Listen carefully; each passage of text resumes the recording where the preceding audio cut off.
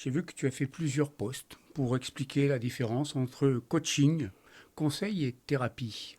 Ouais, c'est vrai. Mais pourquoi cette précision en fait? Parce que quand j'ai discuté avec des clients ou même des personnes, je me suis rendu compte qu'il y avait une amalgame entre ces trois modes d'accompagnement. Et je m'étais dit que c'était intéressant de pouvoir amener un éclairage sur mes posts. Et donc là, tu veux que je t'explique la différence peut-être? Bah vas-y, Hein, on j'écoute, je y suis va. tout oui, ouais. Je dirais que le conseil, tu vois, c'est quand tu as une forte expertise et que tu vas conseiller une personne ou une entreprise sur ton expertise.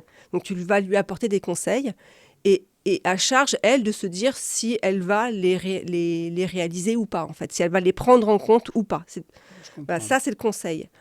La thérapie, on est plus tourné dans le passé et le présent. Et on va être dans un processus de comprendre quelle souffrance a la personne pour pouvoir être dans une guérison psychique.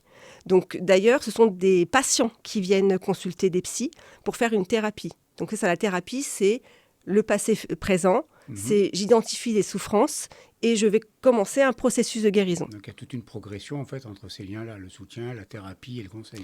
Ils sont pas mis en opposition. Ils répondent juste à des attentes et à des besoins qui sont complètement différents. D'accord. Alors, le coaching, il est plus tourné vers l'avenir. C'est plus du présent à venir. Et d'ailleurs, là, ce n'est plus des patients, mais des clients.